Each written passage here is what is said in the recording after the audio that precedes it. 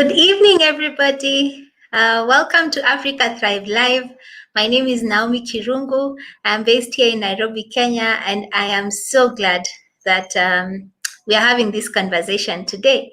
So I'll be your host, one of your hosts today. And like I said, we are very, very glad that you took time of your evening to join us. And we purpose to make this session worth your time. Yeah. So I hope you'll enjoy it. I hope you will engage with us, and I hope we can have this conversation together. So welcome to all those who are watching us on LinkedIn, on YouTube, on Facebook. Could you please just go on the comment section and introduce yourself to us? Tell us, what business are you doing? Where are you tuning in from? Would love to hear from you.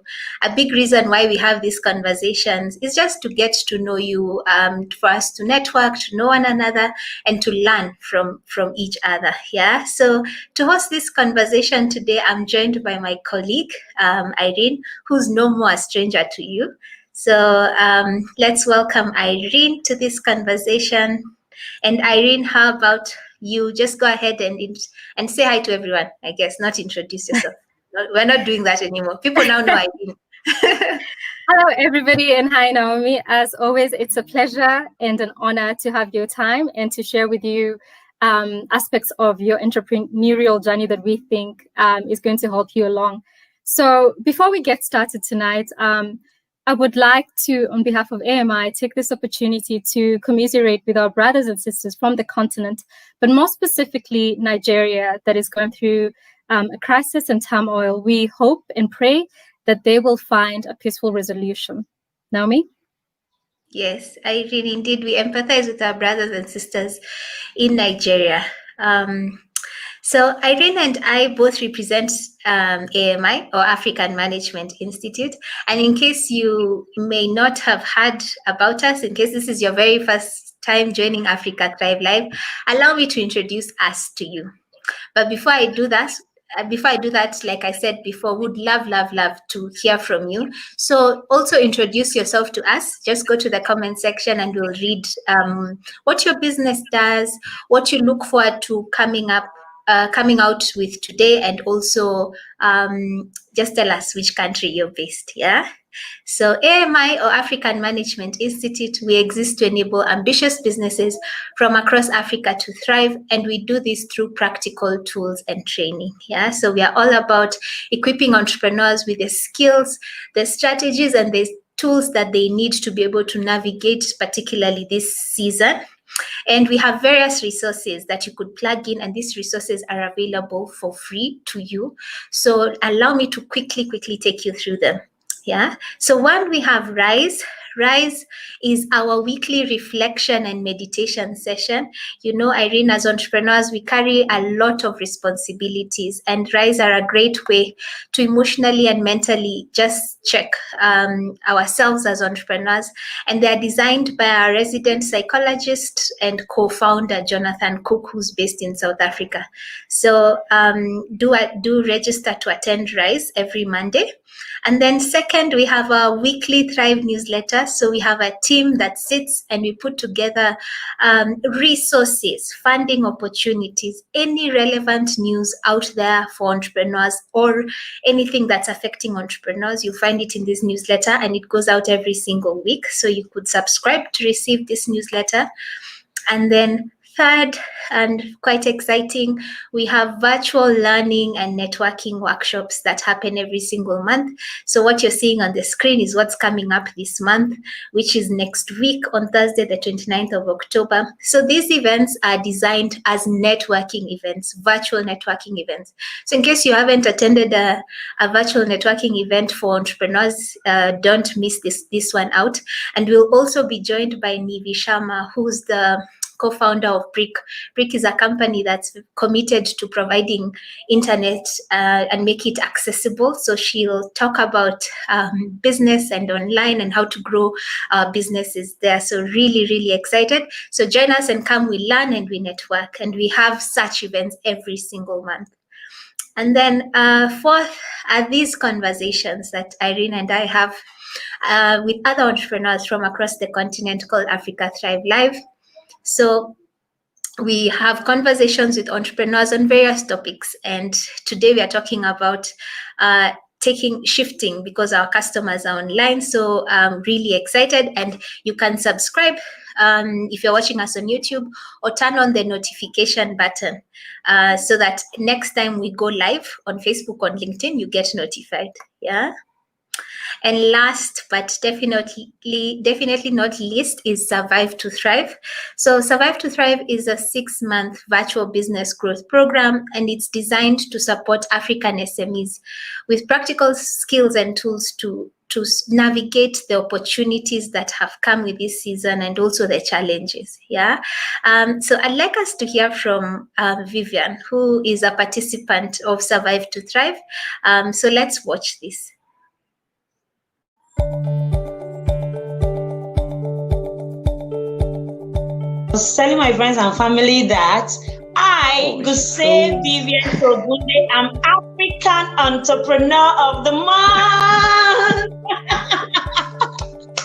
Courtesy of AMI Survive to Thrive program. And I did it while being as busy as all other persons. If I can manage my time and be on these programs and learn and contribute. Sometimes I'm online or I go for a course and I tell myself, okay, I'll just go online, but I'll just look. The next thing, I'm drawn in, I'm being engaged, I'm relating, I'm sharing, I'm learning from others. So as an entrepreneur, besides starting something, besides carrying that idea and making it into something you are doing practically, the next most important thing is capacity building.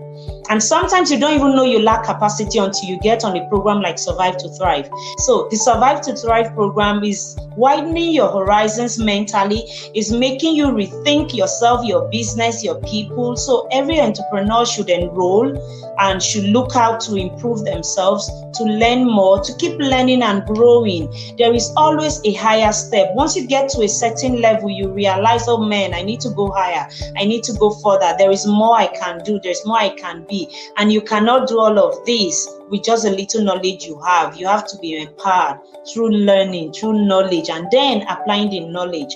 And again, the Survive to Thrive program is such a good one that it helps you to take the learnings and practicalize them in the business. So you don't need to have all the time in the world. You can have just 1 hour a day. You can have 1 hour a day. You can even have a few hours in a week. Is enough for you to be on the Survive to Thrive program, to learn in a creative and innovative way. It's not just enough to go for random trainings. People have that all over the place. But to go for training from people that are tried and trusted, who know and understand the nature of small businesses, the nature of entrepreneurship at various growth levels, and bring that all together into a package that helps you to learn and enjoy the learning and have fun with people and develop and improve yourself and be on a platform like this, which I've never been before yet. I'm enjoying it. Come on, every entrepreneur should give this a go. Thank you.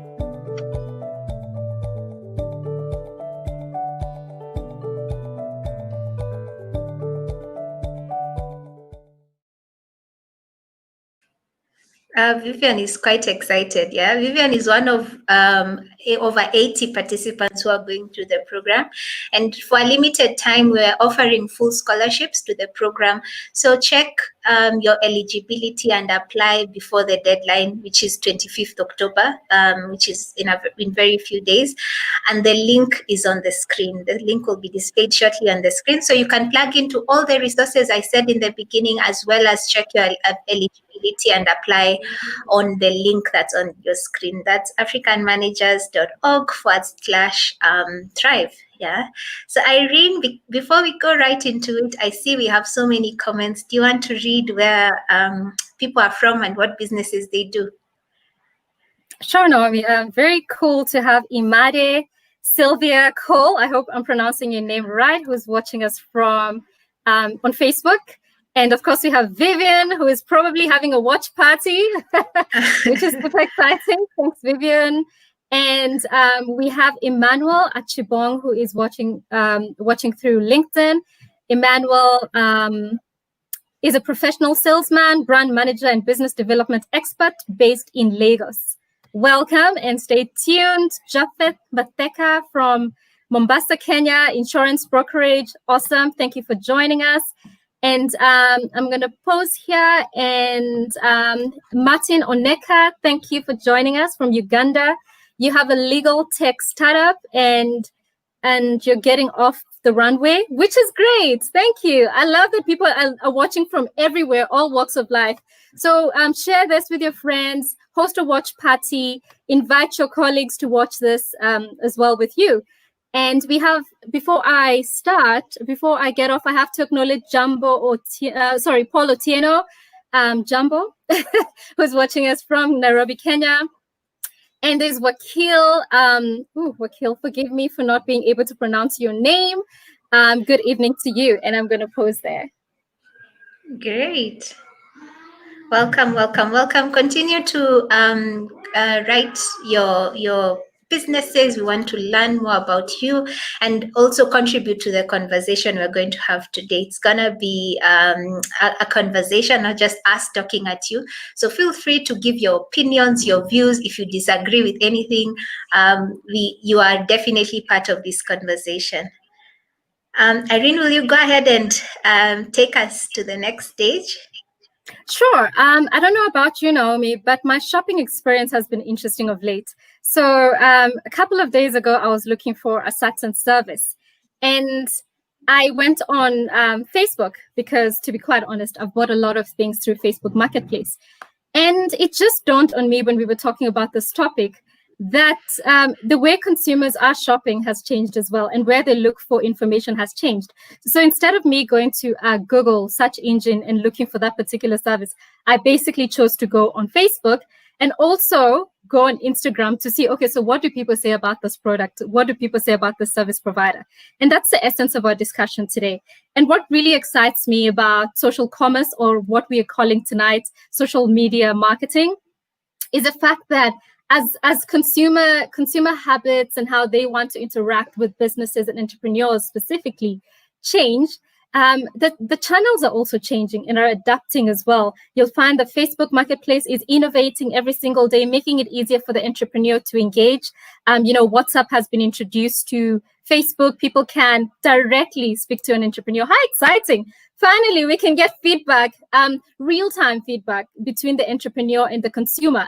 If the consumer is not happy about something, the entrepreneur will definitely know immediately. So that's how great I'm excited about this field, and I'm excited about what's happening. So what is really important to me, and I think I share this sentiment with a lot of entrepreneurs, it's not just about what you post and the content itself. It's more about what I call the holy grail of social media marketing or social commerce is authenticity and trust. I believe that those two are the most important things when it comes to social media marketing, whether you're thinking of starting your platform or whether you've started your platform. So when I talk about trust, I don't know about you, Naomi, but I have had an experience where what I ordered is not what I received. It happens a lot with clothes and women's clothes. I don't know why. I'm not trying to say entrepreneurs are biased, but it happened to me. So that was my experience. So trust means that I am trusting you with my money, that this, whatever I'm buying, whatever service or product I'm buying will be received on my side the way I wanted it and on time. And if there's an issue, because we know, especially during COVID, there's been a lot of supply related issues. I believe that authenticity and integrity means that we speak to a consumer, in fact, over communicate. Tell them on WhatsApp, look, I am facing a delay. This is a challenge, and I will attend to it. I believe that that is, for me, what makes me feel safe as a consumer, feeling that the person that I'm buying from understands my anxieties around the fact that I have released my money. If you're paying before you receive the product, or you're paying on delivery and you're getting the information. Authenticity means that you stick to what you do and you're very transparent about it and you talk about it. Now, a lot of people ask us, Naomi, oh, but what if I'm not in a business that is tangible, so I don't have tangible products to show and showcase on Instagram or Facebook or LinkedIn? What can I do? Well, I believe every entrepreneur has a story and there are people behind it. Ultimately, we're all trying to make an impact, and the end consumer is a human being. Whether you're making pipes or delivering pipes, at the end of the day, you're trying to make somebody's life better. So tell us about that. use your storytelling. We've had such great conversations about storytelling. If you haven't caught up, please go on YouTube and watch our old episodes and you'll learn about storytelling. And I love this quote by John Mansell. He says, if content is king, then conversion is queen. I love that because it means that ultimately we want to convert these followers, these engagements that we're having into actual revenue. So it may take some time, but we'll hear from our guest today. Whether it's the silver bullet, I'm still two ways about it, but it's great to have conversations where we hear the two sides of the coin. And finally, one of my favorite, I know I have a lot of favorite quotes, but this is the most incredible one that I thought that is relevant to tonight's topic. It says, engage, enlighten, encourage, especially just be yourself. Social media is a community effort. Everyone is an asset. That's by Susan Cooper. But as always, we're not having this conversation in isolation. Naomi, we have a great, and I would say awesome, if I can say so myself, and a great array of people with great experience who will delve into the topic. Yes, we do, Irina. Just before we go there, just on a light note, your nails are gold. Yeah, your nail polish color is gold. That was a comment, and I think so as well. So yeah, yes, Irene, and a lot of entrepreneurs, like you said, are leveraging on social media, and I think this is a very, very timely conversation. Yeah. So allow me to introduce our guest today, but like I said in the very beginning, keep your comments coming, and your what you're feeling. Would love to hear from you. So allow me to introduce Ayrton Bett and Zah Zondi to the conversation. Drum rolls. We'll take emojis, likes, anything you see there as to give them moral support here. Please click, and we'll just see them on our end. So welcome, Bett, and welcome, Zah. I'll call you that today. I hope that's okay. And let's start with you. Yeah, let's start with you, Bett. Please introduce yourself. Tell us a bit more about who you are, what firm you represent. Thanks. My name is Ayrton Bett, as introduced. I run a company called Purpink Gift Ltd. Purpink Gifts is what we call Kenya's premier online florist and gifting service. So what Purpink does is we deliver flowers and gifts to Kenyans all over the country, from their loved ones, from their friends. Yeah, I'd say that in a nutshell. Great. And Zah, how about you introduce yourself to us? Thank you, Naomi. Thanks for having me. And hi, Irene. My name is Zah Zondi. I am the co-founder of a creative studio called Heita Daar. At Heita Daar, we assist businesses with developing their brands and marketing their products and services.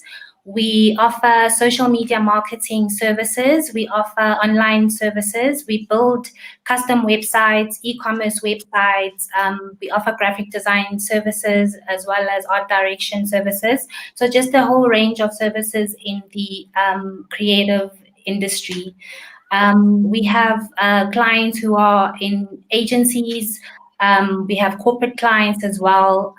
We've got startups who are also our clients, as well as just business owners. And what we do is we work with agencies to help them come up with new concepts and execute some of their ideas. So we work as an extension of their team. With startups, we help them just to build their brands in a manner that they can level up to their competition and actually promote their services and products in a way that is compelling to their customers and help them stand out and attract the correct kind of customers that they're actually trying to reach. That's us in a wow. Yeah. Zah, when you said your business name, I was like, wow, that's an interesting name. Tada. Tell us a bit more about your how you got to calling your business that. So Heita Daar is actually a South African greeting. It is a slang word. It's a combination of, I'd say it's Zulu slang and also Afrikaans. So we wanted to present ourselves as a very South African business. And Heita Daar also can be used to say thank you. So it's just got this spunk about it. So it's a greeting, and we are introducing ourselves to the world, essentially. Yeah, interesting. But I'll also give you the opportunity to tell us, if anything, what Purpink means, and if there's a story behind that. Yeah, so it's not that complicated. It's purple and pink, which which in the genesis of it, it's what my favorite color is purple, and my co-founder's favorite color is pink. And when we were busy trying to think of a name, I was like, quickly, what's your favorite color? What's my favorite color? It's like pink, and yeah. Wow, and it's stuck. Yeah, I know. Trying to get a business name can be the hardest thing, but there you go. Who knew that colors could help you get a name? Yeah. So before we go and talk about social media, because that's why you're both here, maybe you can paint us a picture about your businesses, because I know you're both entrepreneurs. How did it all start? Bett, let's start with you. How did your business? How has the journey been? Where did you start, and where are you now? So I started Purpink Gifts Limited 6 years ago. At that point in time, I was in my second year in university, together with our co-founders. So at that point, we were thinking of something to do that we could earn extra money, especially being students at that point in time. So what we started doing is we used to buy gift items from town and sell them to our classmates in school. After a couple of months, someone came and told us, hey, you know, on Facebook, there's they've released something called groups, Facebook groups, where you can sell business and advertise your items there, and you sell. And that's how we started. We joined a group, then we created a page when pages were released, and grew from that into our website. So fast forward, in our 4th year, we were finishing, but by then Purpink had grown. We had around 5 employees. We had a daily run of deliveries, and we had offices. So we decided, why don't we take this to the next level? We opened our website, created more systems, and decided to grow it. And now, 6 years later, Purpink is we are around 40 employees. We have 3 different locations for dispatch. We serve around 200 customers a day, and we still feel we could do a lot more in the business in terms of the spectrum, in terms of what we're doing. But we're happy with what we've achieved so far. And a lot of that actually is attributed to social commerce, because I think we actually had the brunt of our success from social commerce.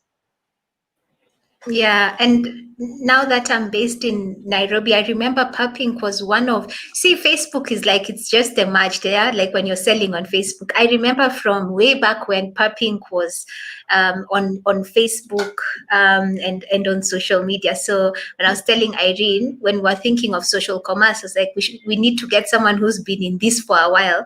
I thought you were the perfect guest for this. Zah, would you like to just introduce your journey? How has that been? Where you started and how far you've come? So my journey is actually a new one, but just to tell you what inspired it is I come from a family with with a few entrepreneurs, let me not say a lot, and business owners. So the idea of actually starting my own business wasn't a very foreign or a scary one. And then my background is the advertising industry. That's where that's where I used to be employed, and the advertising industry is an industry of ideas. So you're constantly switched on and thinking and conceptualizing and thinking of ideas for clients. So naturally, I started to think of business ideas for myself. And then I started to really take them seriously and write them down and research them and work on them in my spare time. And as soon as I felt that there was an idea that had great potential, then I started making plans to actually exit that world so that I could pursue it. Saved up a little bit of money, started working with doing some small jobs on the side after hours. And that's pretty much, and then eventually I decided that it was time to break free and really give myself a little bit of flexibility to work on this idea. So I started freelancing, and very quickly the freelancing just took off, and I realized that I can't position myself as a freelancer forever if I really want to grow this into a business. And that's when I partnered with my co-founder at Heita Daar, and we decided to really set this up as a real business, register it, and get systems in place, and get everything working like a business. And then we started attracting bigger clients, and we started attracting better projects, and we are continuing to grow.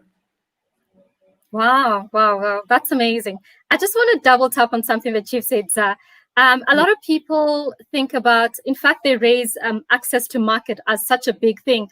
And you've just spoken about how you started freelancing, and then your business grew and you started attracting bigger clients. And I'm just interested, what was a recipe of success, or what would you consider an ingredient that you've used to grow your business so far? It's, there's really no such thing as luck or, a shortcut.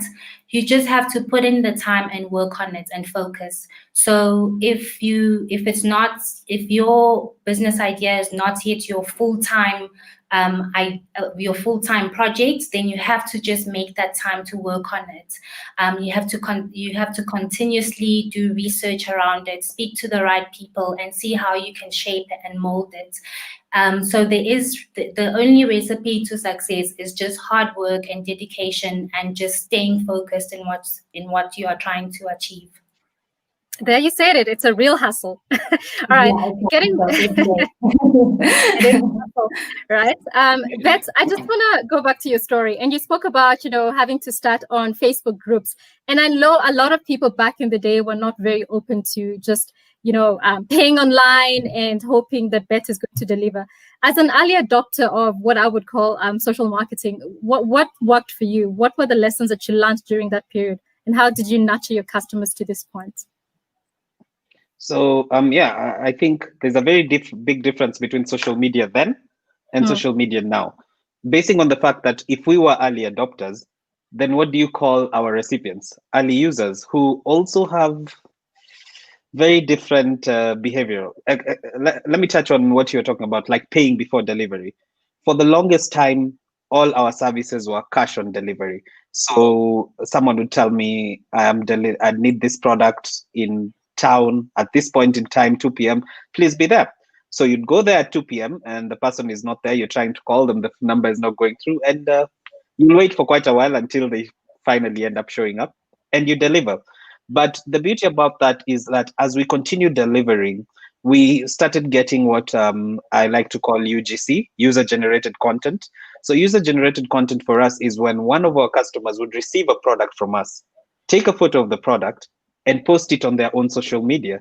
So you find that you're being validated because social media is networking and it's reaching to friends. So all their friends now believe in our brand. So what happens when their friend wants something, they're 10 times more likely to pay before delivery and actually be like, wait, you can't con me, you just delivered to my friend. So user-generated content really played a big role in what we were doing. The other thing was engagement with our customers. So early social media and Facebook groups used to post a product, write the price and the details on the comment section, and then wait on the post section, and then wait for your buyers to come through on the comment section.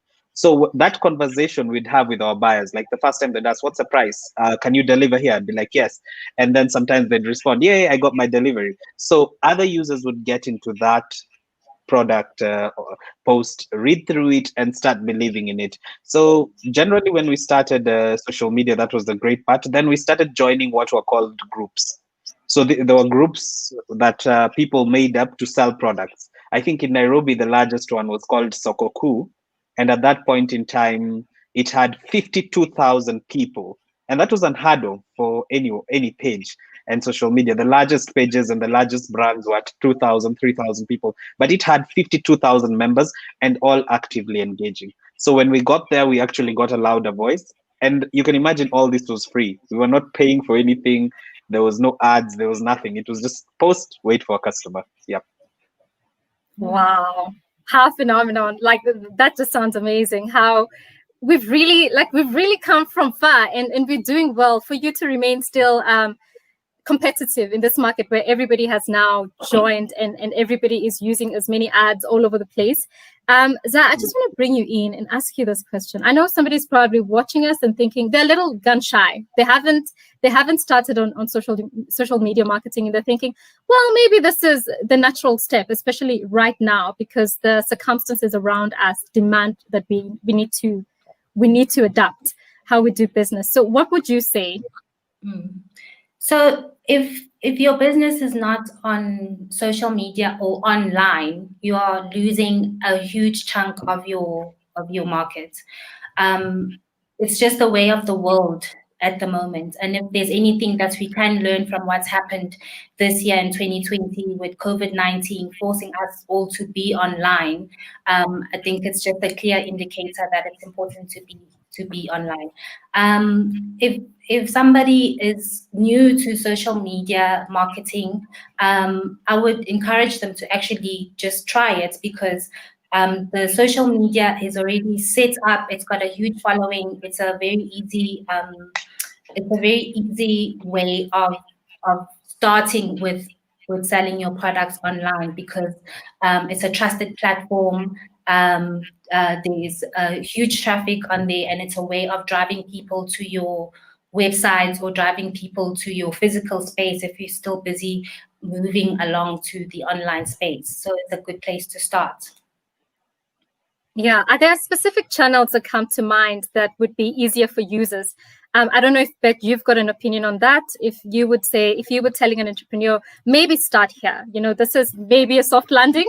Very likely, I call it a soft landing, knowing that nothing is. It's really a lot of work. You don't get 1 million followers in a day, despite what you see out there on Instagram promising 1,000 million. It doesn't work that way. Bett, what would you tell an entrepreneur who's just getting into it? What is a soft landing? Well, generally, for what we know, even at work, is all social media works in a certain way. The more people that get on it and the more people that post on it, the less your posts are likely to show. So your soft landing would be to get into the newest thing. Social commerce is hype. It's new. 3 years back, Instagram was quiet. Like we used to post things, get a lot of views. Now Instagram is the new shop. Facebook is the old shop. Now we're getting into TikTok. After that, I think we have Twitch. Then we have, so for any entrepreneur thinking, what I would advise, don't look at Bett and say, I'm going to go into the same Facebook group. No, look at your next form of social media.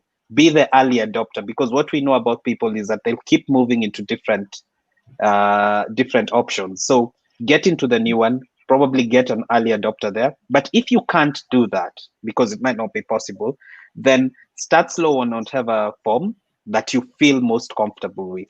Yeah, that's personally what we'd go for. Yeah. Zah, do you have any thoughts before I ask Naomi to share any questions from the audience?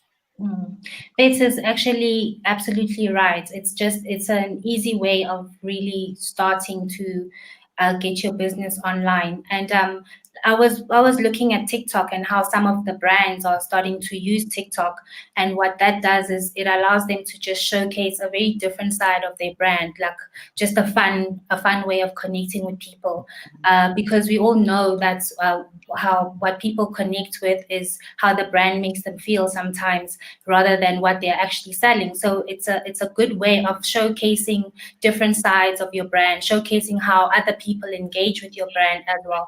So there are many benefits besides just selling online, to being online. So there's just more benefits than just being online and selling your products. It's also to showcase your brand personality and grow from there. Great. So keep your comments coming, guys. And I'd like Zah and Bett, I'd like us to talk about this season that we are in, the pandemic that we are in. And before we do that, Bett, I have a follow-up question to something that you said. So you mentioned how in the beginning you were into groups and pages were new. It's strange how, to me now, it seems like it was thousands of years ago. So when you say it's like 6 years ago, I'm like, what? That was 6 years ago. But maybe you can paint a picture of how you're embracing social commerce now as a business. And then we'll go on to what you're doing to adopt to this current situation that we're in. Currently, when we started social media, we were growing at a very fast rate. Then all of you joined us on Facebook, and that slowed me down.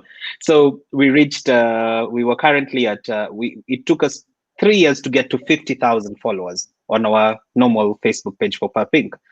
And it's taken us 4 years to surpass 70,000 followers. Now we're currently at 71. We just sort of stagnated. We got into Instagram, grew, shot to 20,000 followers at a very short time. And it's taken us 2 years to now do 10,000. So it has the same graph, high, then slowly it stabilizes. But what we're doing on social media is we changed what we said. We have this number of followers, whether there are 1,000 or 2,000, that's fine. How do we make our brand fun? The biggest mistake with most of the current crop of people doing social commerce is they want to brute sell. They're posting products and saying, buy this dress at 200, buy this. And what happens is that your engagement starts dropping and people don't want to see your posts anymore. So we realized that problem at Purpink. And what we started using our social commerce is like, hey, we're going to make it fun. Let's get helpful content. Let's give people behind the scenes shots of what we do at work. Let's sort of reduce our brute selling. So that's what we've been into. In regards to COVID, I think social commerce came and saved us, because what happened is business dropped around May. So it's March. So March, there was a drop in sales everywhere. Everyone was panicked. People were not going to the offices. So even flower deliveries to offices all dropped. And we were like, okay, so what are we going to do now? Are we just going to wait? And we realized there was now something else going on. Everyone was looking for board games on social media. Everyone was asking, can I get board games to play at home? So what Purpink did is we created a whole section to just sell different form of indoor games. And how did we show them to our customers?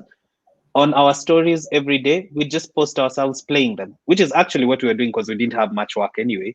So playing the board games, and we immediately, shockingly, our sales restarted, and we even surpassed what we were doing on a normal, now with a totally different product. So social commerce allows you to sort of, I'd say, A/B and test reception of products on a smaller scale, and then you can throw them to a wider group of people. It can even help you make decisions on your business based on what people like or don't like.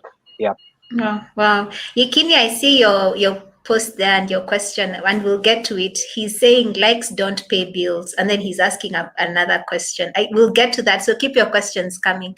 And when you're speaking, Bett, I was almost hearing Faith. Faith is our digital and social media manager at AMI, and she's always saying, Naomi, please don't send me a post there to talk to itself. What she means is like just putting a post there with this is addressed by me is really, really detrimental for engagement. So that's just echoing what I hear Faith say every day. Zah, speaking to this period that we are in, what have you done as a business to sort of engage and continue to engage with your customers online and continue to generate revenue for your business in the social commerce space?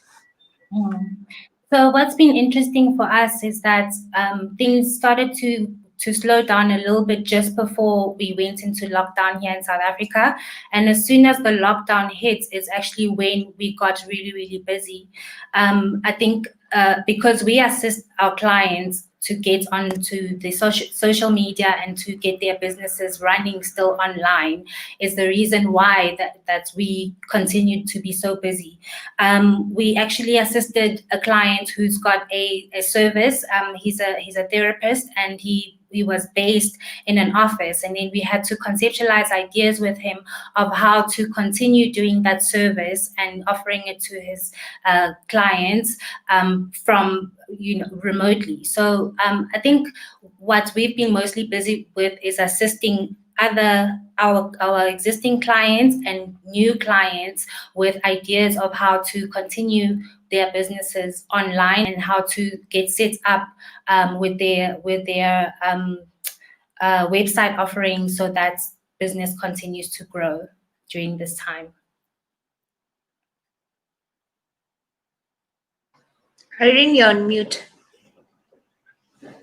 So this always happens. That's like the trending word of 2020. You're on mute. Yeah, you're on mute. Right? And what's the other one? What's the other one about camera? My internet and camera. I don't know why suddenly internet and camera is. Go ahead, Irene. Yeah. So if you're going to look up trending words Yeah. for 2020, you're on mute. So I definitely fell into that. I just want to throw this at you both. It's actually coming up as one of some of the audience questions, in fact, are related to this. Are we saying that social media marketing is going to be the silver bullet that is going to solve all the entrepreneurs' issues, especially related to revenue? What is the correlation between the great posts that we do, the content that we develop, versus the long-term goal, which is revenue? How do we make a correlation between the two? I'll start with Bett. So the content, think of social media as reach. You're reaching out to people. You're showing people what you have. Without reach, we'd never be able to sell our products. No one would be able to know. Social media has taken over former means of older marketing, from newspapers to everything. Like, if we want our news today, where do we get our news? We get it from social media. So on the same vote, the more reach and the more viewership we have should translate to some extent to more customers. But some people complain it always doesn't. That's because what type of viewership you have. Because social media, you could enter a team, have a group of young people following you under 18 or younger than that. And instead of selling something that strikes them up, you start marketing maybe a bit of complicated equipment, metal industry, just something totally different as to what they'd like. You'd probably have at Purpink, it's similar. We know on our social media we have ladies 23 to 33. That's our age group. They're females, so we tend to make our posts likable to them, because as we sell products to them, we want them to engage with what we would have. So for us, what we would advise for anyone getting into social media, and I've seen comments like likes don't translate to bills. It's who is liking your page. Another issue is that the number of people who like or follow you on these social media mediums does not exactly translate to the number of people who will view your post.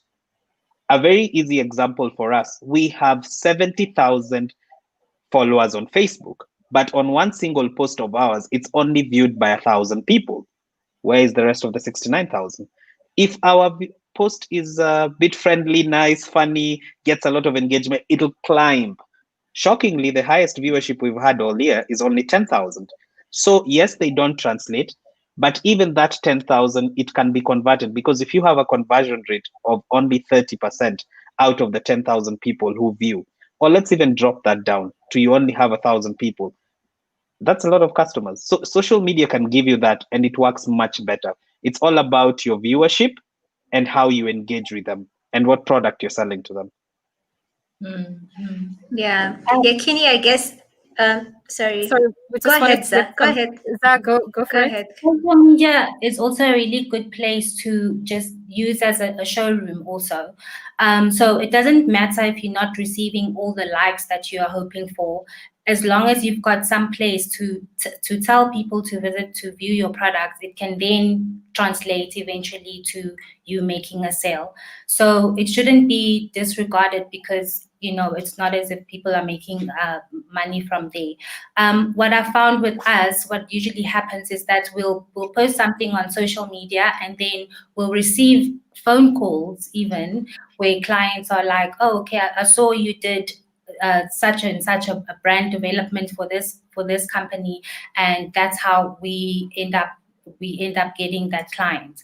So it does have its benefits. So, and also just looking at the background analytics and things like that, Bates is absolutely right that sometimes when you look at the likes, it is a lower number, but then your audience is actually visiting your page, and your audience is actually moving on to see what you are doing on your website or anywhere else where you exist. Yeah. Kenya, I guess, who's watching on YouTube, I guess that question is answered. I'd like us to go like on a quick fire. So I'll just throw these questions so that we can answer people's questions as many as we can. So there's a question here from Alex Okello on Facebook. Did you have to boost all your posts? One of you can take this. It does. You don't have to boost all of your posts. I think it's best to always select a post that you feel is doing the best. So what you can also do is just post a couple of posts and then see which one does the best, and then that's the one that you use to actually get more clients or more visitors to your website. So it's just about in managing and analyzing what is doing well. And what we also suggest to our clients is that they should boost the post where they've got a special promotion, or they're introducing a new side of their product or service. Then those are the ones that you boost, or the most interesting ones are the ones that you'll boost, so that you lead the traffic back to your pages. Bett, I saw you nodding. How do you decide which one to boost, which one to not boost? How do you do? And I know you mentioned A/B testing. Do you want to unpack that in a few seconds? Like, what do you mean when you say A/B testing? Okay, so A/B testing, I'll put it as simply as possible. We give, you want to do a post or you want to advertise something, but you're not sure whether people will like product A more or product B more. The beauty about social media is what you could do is go ahead and make both posts. So one post is, I'll take you back to my industry because I think I'm more comfortable with that. So I want to sell flowers to people. So I have one photo of one lady holding flowers, and I have another photo of a guy holding flowers. What will resonate more with our fans? So the beauty about social media is we'll just post both of them. See which one gets more engagement, as many likes, see which one gets someone talking, maybe saying hi. Then after a period, what you could simply do is boost that post. The funny thing about even Facebook, it will tell you that 1,000 people, this post seems to be doing very well and is rated higher than 95% of your other posts. Instagram and Facebook will tell you, you can boost this to get more reach. So yeah. Wow. Thank you for A/B testing 101. This is why I like these conversations. There's a question here from Japheth Madeka, who's watching on Facebook. Zah, I'd like you to take it. So he is thinking of getting his personal brand and showcase products and what he's selling on his personal social media pages, where he has quite a number of following, compared to creating a whole new page where he has to build the following in the first place. So what would you advise? Is that a good move? He's trying to use his current page. Yeah, he's thinking, because if he's to build a new page, there's no start from scratch. Yeah. So what do you think? It depends on how those two products are related. So it does happen sometimes that you find you started following a certain page because you are interested in the content that they are posting, and then suddenly they start to post about something that isn't interesting to you. So it can work both ways. So he can actually use his current following to drive people to his new page, and then keep his current page because it's working. As he says, he's got lots of followers and he's getting people engaging with him. So perhaps it's better to use that page to promote the new one and then start to get more people following him on that side. Because otherwise, it can be a risky situation where you start to lose your current following because they are not necessarily interested in what you are now showcasing. I don't know if Beth, you want to add to that conversation. What would you advise? I think it's what would you advise this particular entrepreneur, Japheth? What would you advise him? I totally agree with Zah, and about maybe using his page to promote, because essentially he has to create a brand. But I want to throw a spanner into the works and add something. social media of late, what we've noticed and where even we are losing as a brand is people want more personal stories. They want to hear, like, some of the top most engaging brands in social media, even our competition, you see, she speaks about her life. I'm a mother, I have kids, so I decided I'll start this gift company and do this. And every time, even sometimes when she's posting photos of her products, you see her kids there. And actually people are engaging more. So even as Japheth decides to start, if his personal brand is that strong and some people resonate with him, even as he creates his page, he can show a little bit more about himself, talk about himself, give them the journey. So it's now bringing the personal into the brand. So, and we've seen it's totally working out. It's engagement. Everyone wants to read Japheth's story. Everyone wants to see how he's doing in his first days of business. And you'll find so many people are getting more in tune with his brand. So I would like to add that. So maybe even bring your personal. Yeah. Yeah, that's fantastic. It's a human element. In our previous discussion last month, we were talking about the fact that entrepreneurs need to always remember that their customers are humans, their suppliers are humans. You're basically dealing with people in your network that you're just doing business with. That's the only difference. So people want to know more about you. So that's great. There's a question from John. John Deuri. He says, excellent conversation. And he wants to know, just a quick one for both of you. Please tell him what you're doing to nurture in your own businesses. What are you doing to nurture entrepreneurs, especially with youth and employment? I think in Africa, generally speaking, not just in South Africa or Kenya, but what are you guys doing in your different platforms to encourage, grow, nurture the next entrepreneurs? I'll start with you, Zah. So our business is very small still. And we don't have a lot of permanent staff. So we've got a network of people that we work with. And we always try to use up-and-coming creative people to assist us on projects so that we can help them to learn. So that's one way that we are assisting them, is just giving them that opportunity to handle projects of the size that we deal with, to explore what their creativity side of things is, and just to give them that opportunity to grow their portfolios wherever we are able to. Yeah. And Beth, what is Purpink doing? Well, at Purpink, what we decided to do is we solved our problem with a problem. We're a heavily seasonal business.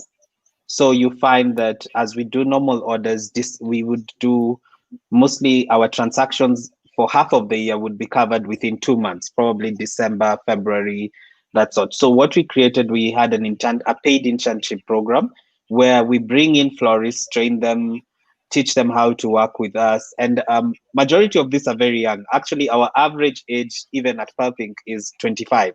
So most of our staff are quite young, and we're training them to become florists. Some decide to go at it alone. Some decide to work for us. Others, we train them in design and print, because we also have that aspect of gift personalization.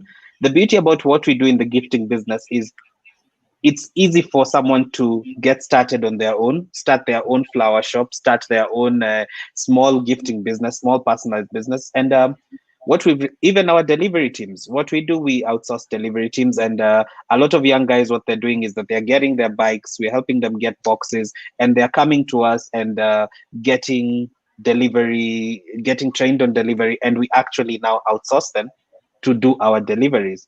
So Purpink as a network is full of so many young people, and we thrive on that because the type of business we do needs a sort of flexibility and speed that unfortunately only the young people can afford in this day and age. So for us is we hope we get as many florists out there, as many people who know about flowers as well, and as many people working on the gift section. Yeah, that's splendid. Bet, did you? Sorry, Irene, I was just jumping in. Like Bet is calling us old people slow. No. I refuse. Just on a light note. Go ahead, Irene. Yeah.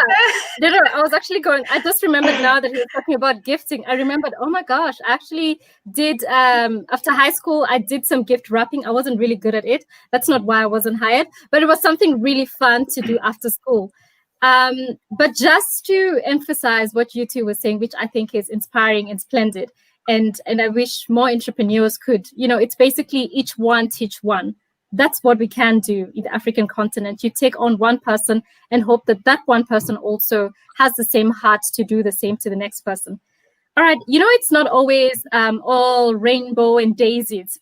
And I don't want us to kid ourselves that it's going to be that way when we talk about social media marketing and social commerce. So how do people deal with negative comments? How do they deal with negative publicity on their platforms? I'll bet you're smiling, so I'll start with you. Zah, you're also smiling, so I'll end with you. I'd say I'm still learning. The problem is with a brand owner is you take everything extremely personally, and when there's multiple engagements, I'm always looking, and it can mess up your whole day. So I'll tell everyone, it's not easy. 6 years later, I still get mad at the whole day. I'll probably go speaking to myself, and because of different interactions. But what we've learned to do is say, we can't always be defensive, because I'd love to be defensive. When someone says your flowers are stale and rotten, I'm like, how would we send stale and rotten flowers? Are you, we are all, so anyway, yeah, so I'm sorry, that comes a bit close to home, because I think that's what happened recently. But so this is a bit personal. This is very personal to me, and I keep saying, what is the world coming to? People have become so rude. Social media, because social media exposes us to that scenario. People have become so rude. But there's a plus to it. What we've started realizing is we filter the negative, or something that you feel would be too negative, or something that you feel is just accusatory, and take all feedback, probably write it down in a book, and get back to it later and see. Someone is saying, you guys, your delivery is pathetic. I'd never shop from you. Your delivery is so slow. I'll never get it. Your things were untidy. So what did the customer say? Ignore the pathetic, ignore the I'll never come back, and look at what the customer actually said. Your delivery is slow. The things were untidy. So how do we improve that? And that's what we've done. And shockingly, a customer who will come, complain to the comments, go on the post, say, I'll never shop from me again, will probably come the next few days and still shop again. And this time they get you at an improved mode. So that's what I would advise on the negative bit. Yeah. How would you handle that? The critics are always there. It's something to know. I must say, I'm also very sensitive to it still. I think it's just human nature. You don't expect people to be so cruel. And sometimes they're just doing it to bring you down. Is something that you have to understand. But at the same time, when you receive bad feedback, you have to ask yourself if you have to really investigate what it is you have done wrong to get it, so that you can fix those problems and engage with people when they are unhappy about your product or your service, and show that you are working with them to actually improve on it, and show that you care, and we sometimes get that type of thing happening to some of our clients' pages, where we have posted something and it's offending people, and then they start to comment and it reflects badly on the client. So we understand that it's very important to show everybody else that we actually are engaging with those people who are making the negative comments, and we are trying to fix it. But at the same time, you have to also be aware that some of those negative comments are just there to waste your time. So you also have to know the difference when that's happening, and as opposed to a potential customer that is now unhappy. Yeah, in fact, that's what I was going to ask you. I was going to ask you, how do you decipher between a troll, because the trolls all over the place nowadays, and a real review that I love how you guys have suggested that you deal with it. Walk away from it, breathe, and then see what you can take out of it. But how do you deal with trolls? Because there'll always be trolls, but how do you distinguish between the two? So you're not wasting your time with somebody who's just a troll, who's always going to say something negative about your brand, even though they have not experienced. They could just have a problem with the fact that your business is called Heita Daar. How do you distinguish between the two? No, it's true. No, it is true. So luckily for us, we haven't received too much of that. We just I don't know. So one time we had somebody actually steal work from our page and then post it as their own. So, you know, we confronted them, and then they became very unpleasant on our page as payback for that. So in that situation, it was very easy to realize that that is a troll. But what we usually do is we'll post publicly that, hey, so and so, we are so sorry that this happened, and then take the conversation into the DMs essentially, and then that's where you'll kind of get a sense of where this person stands, and I find that does work. But I suppose when you've got a page with a huge following, you can't be doing that with everybody. But you know, trolls also have an online history, so sometimes we do just look at their pages to figure out what this person is really about and decide whether it's worth spending the energy into that or not. Yeah. Naomi, do you have any audience questions? I was waiting for Bett to respond to that, like, because he was just smiling the whole time. I'm keen. Have you received, like, when you said, Irene, people have never bought from your business, they are not your customers, and then how do you handle that, Bett? Yeah, it happens all the time. It does, and we realized there is a ratio. For example, we were talking with Irene the other day, and maybe the brand that is more relevant to her is Net Florist. And I'm going to tell anyone who's based in South Africa to just go to Net Florist social media pages or at their free time, Facebook, Twitter, and check their comments and responses and what people are saying about them. It's like a whole bloodbath out there. It's people throwing things and everything. And if you look at it, you'd be like, no one is ever going to shop from this company. No one ever does. But they do probably around 1,000 to 10,000 orders a day. So they're not a small company, and they do that number of orders. But how much? So there is an amount on conversation that will make an effect to social media. But shockingly, the thing about negative conversation is unless it's really founded on something, on social media, it just passes like the wind. It doesn't even last. Like someone will say, oh, this sucks. This is just pathetic. Because it's not founded on the truth or there's nothing solid to carry it. 3 days later, you'll post your product and people will have forgotten. That's the truth about social media. Negative comments will always be there. Take them. They'll always be in your page. And the bigger you grow, there's a ratio. Like for us, we say for every 100 orders we do, 3 complaints if you're really good, and 3 sorts of negative things. So we are always prepared to handle them. And for us, we just try to avoid any further negativity. You don't need to respond. The more you respond, the more you create a conversation, and the more you make your post more engaging. The more your post is more engaging, the more we all see the argument or conversation you're having with that person. Yep.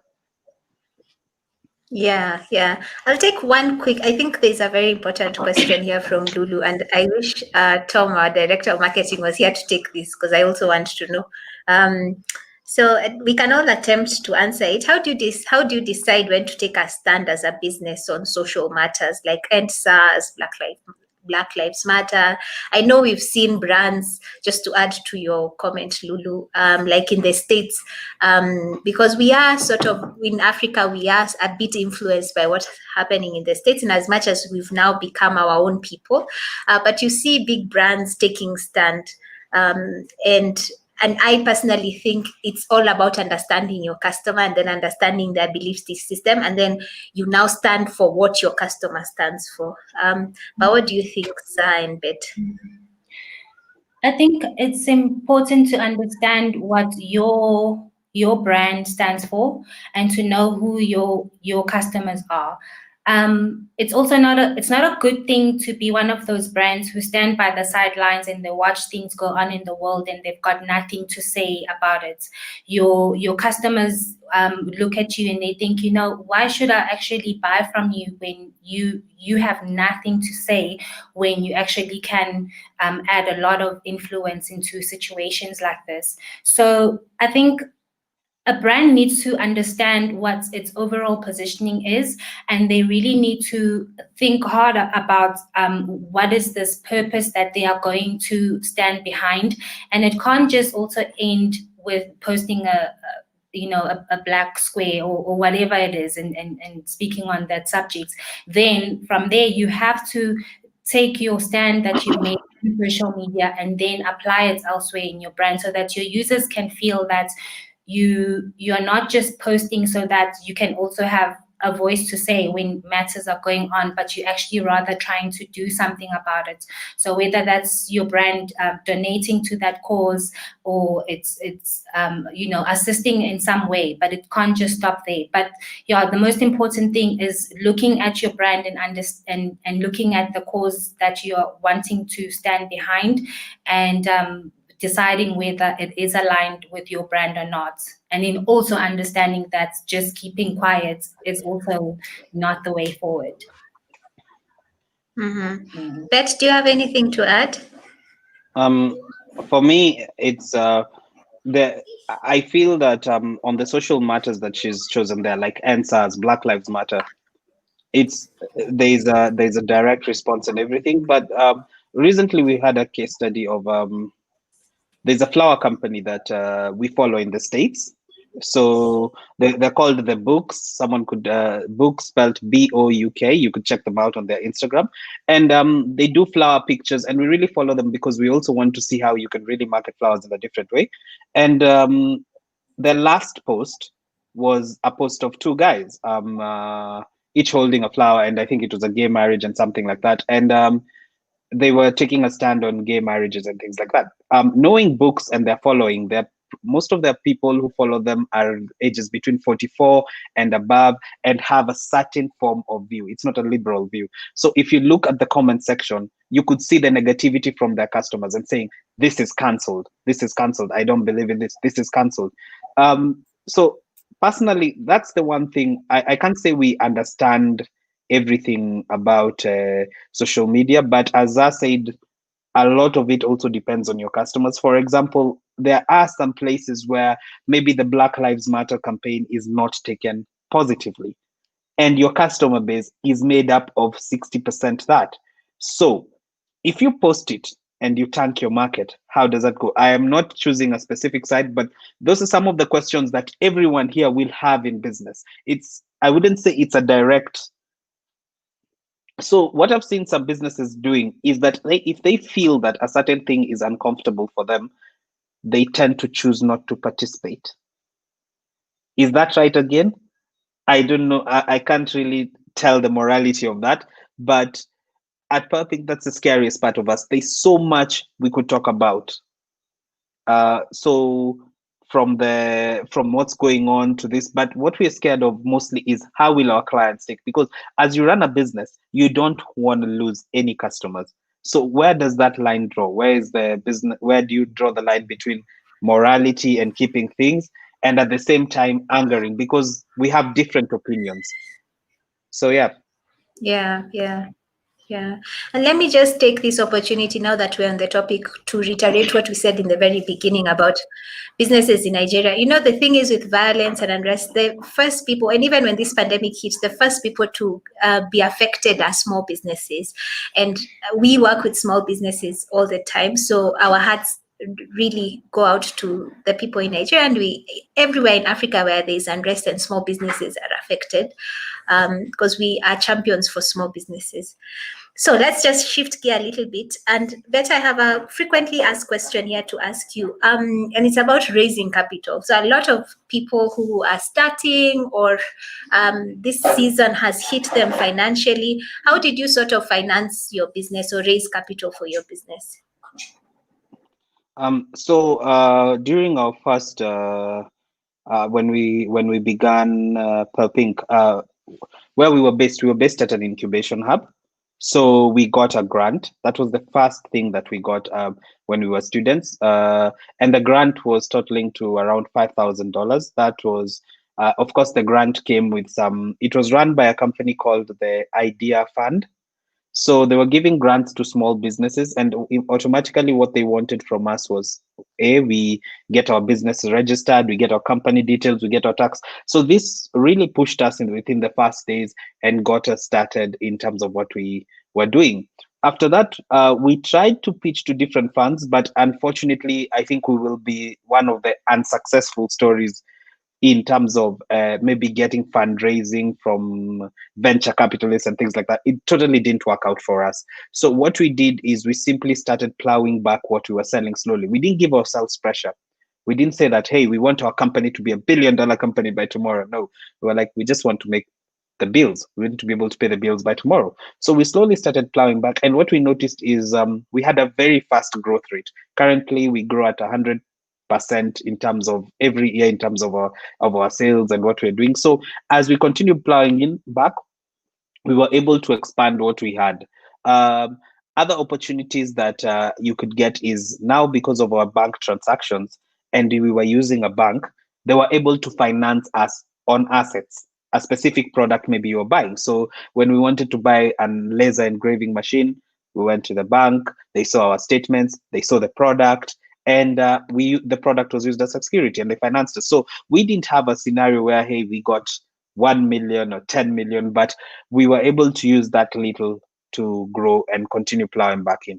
So in terms of fundraising, if anyone would like to do that in their business and they do not have access to the pitches and the venture capitalists and everything, honestly, there's an easier way to make it. And the beauty about that is, if your business is self-financed till now, when we now started getting offers for people who actually want to invest, you are at I'd say a bigger vantage point, because you're not asking for money. You're telling them, we've been profitable, we're okay, so we really don't need this. But if you're going to come on board, then you come on board with a better offer. So that's a really good thing about also that form of self-financing. Yeah, so that's really great, because I believe that there's no a cookie cutter approach. So every business is different in terms of how they raise their money. And it's always great to be open-minded. Some people crowdfunding works, some people get funded through the bank and other financial institutions. So it's always great to hear the stories where somebody raised their own finance or they found ways around it. So it's great to hear that. So I just want to take from both of you, what is the one thing that you would like an entrepreneur to remember from today's session? And I'll start with Zah. What is the one thing that you want them to remember about social commerce, social media marketing? Just don't be afraid to try social media marketing. A lot of people find it very, very daunting. They think it doesn't necessarily fit their brand or it's too much to manage. So if that's the case, then you can always work with a smaller agency that can take care of your community management if that is the issue.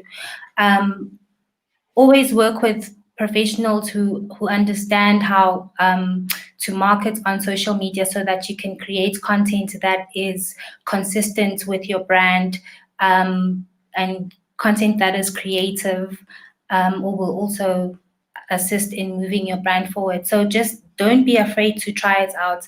And social media is a very good way of getting people to engage with you. So yeah, it's a good step forward.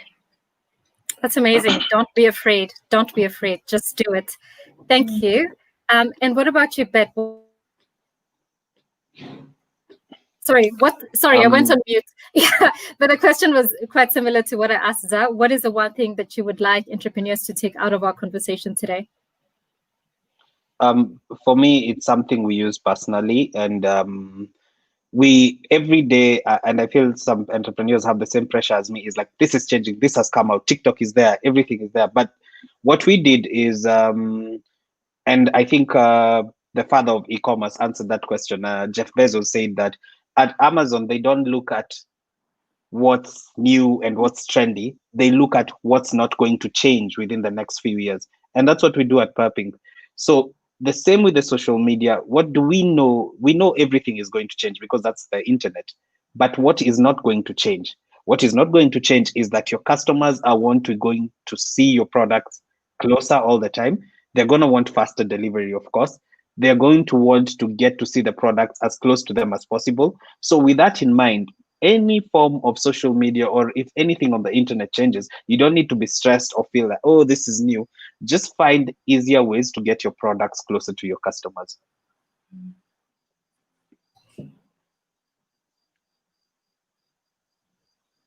Yeah. Wow. Sorry, I was on mute there and I was saying, wow. Look at what is not changing. So you can reach Zah Zondi of Heita Daar. Hope I said that right. And Ayrton Bett of Purpink. Ashley is going to help me just display their contacts on the screen, and you can reach out to them. What do you guys want to say? How people can be in contact with you? So we are Heita Daar on Instagram. We are at Heita Daar on LinkedIn, and our website address is heitadaar.co.za. So HEITADAAR.co.za, and you can contact us from there, and you can see more about the work.